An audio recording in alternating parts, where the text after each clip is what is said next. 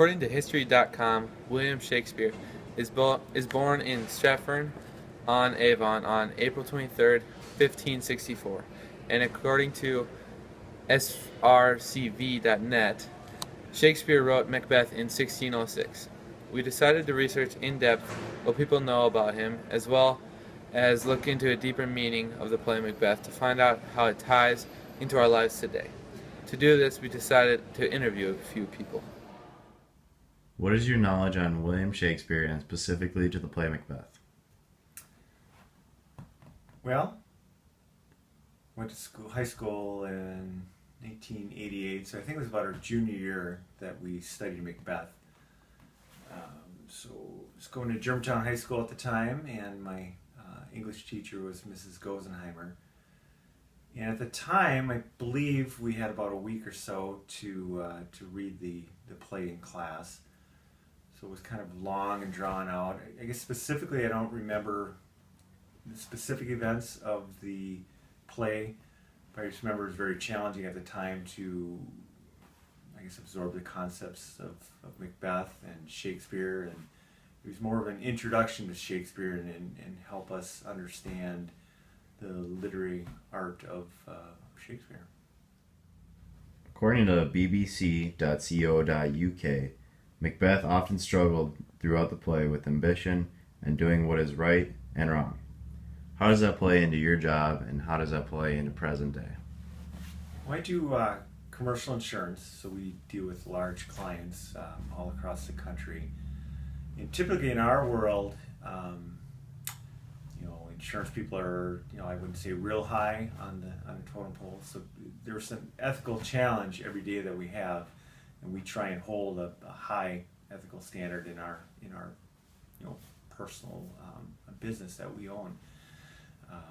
The challenges that we have is some of those people that we compete against are trying to gain business. Those other brokers may not follow the same protocol that we do as far as ethics.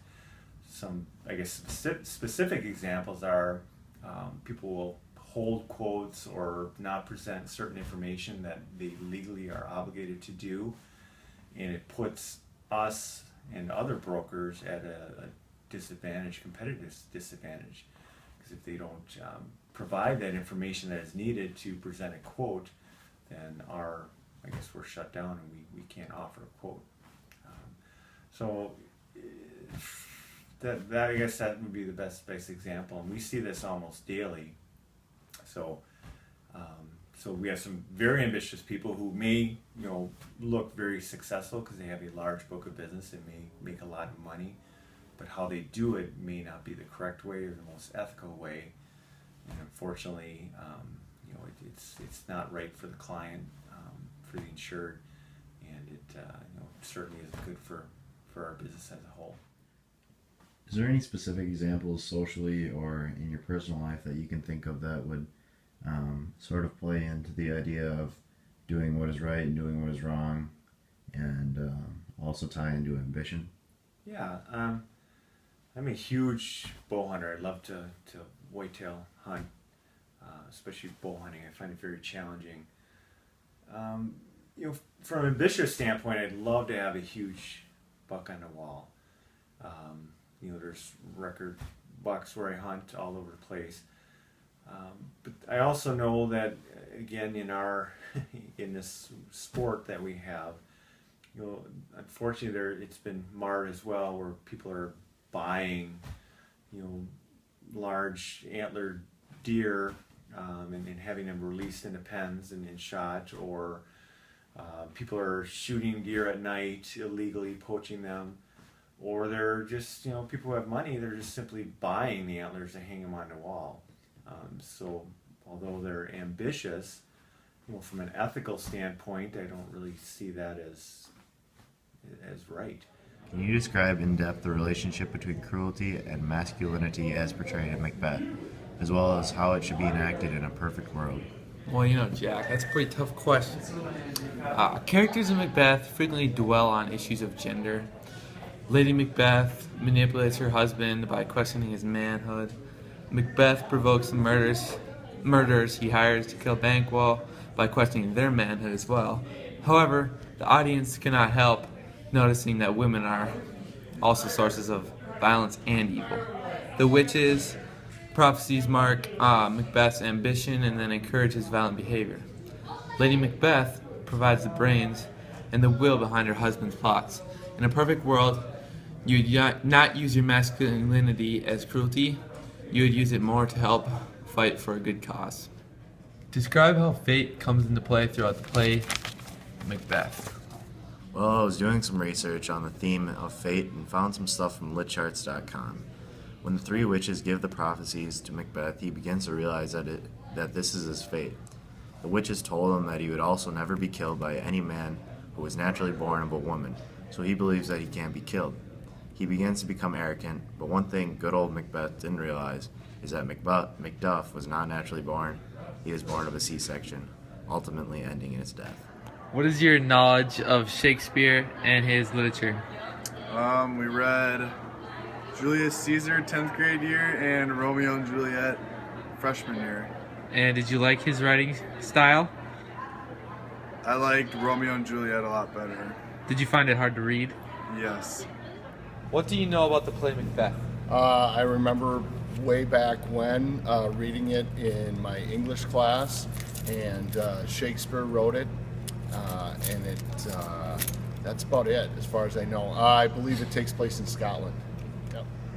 What is your opinion on Shakespeare? I believe Shakespeare was an unbelievable writer for his time period. I think that's why we still read it in classes today, especially to compare literature from back in that time era to literature today.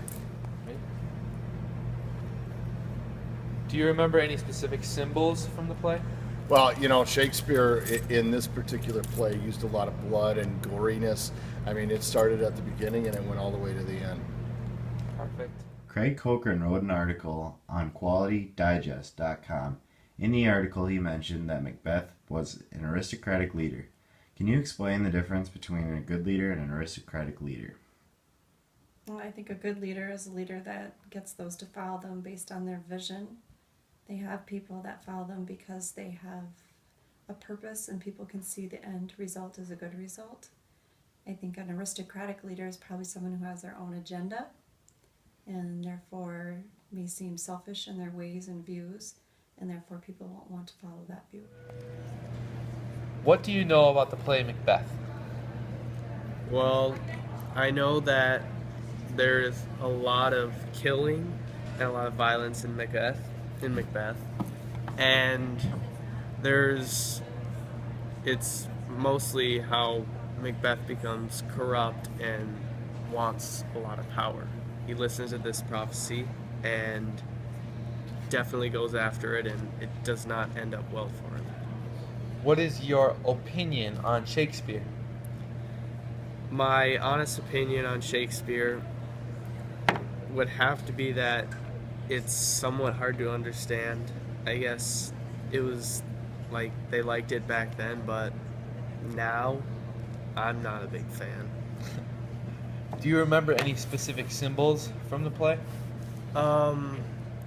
Well, the witches, they gave the prophecy, and what I think is him going after that was his ultimate downfall, where when he heard it, it was kind of just like a big, everything's gonna happen in this, and this order. So that's kind of what I think. ShakespeareOnline.com says that there were evil thoughts of ambitious nature in Macbeth. From beginning to end, throughout the process of interviews and research, we were able to find a better idea of how Macbeth's ambition ultimately leads to his downfall. We were able to find a deeper meaning as well as how that plays into present day, through jobs as well as ethical standpoints.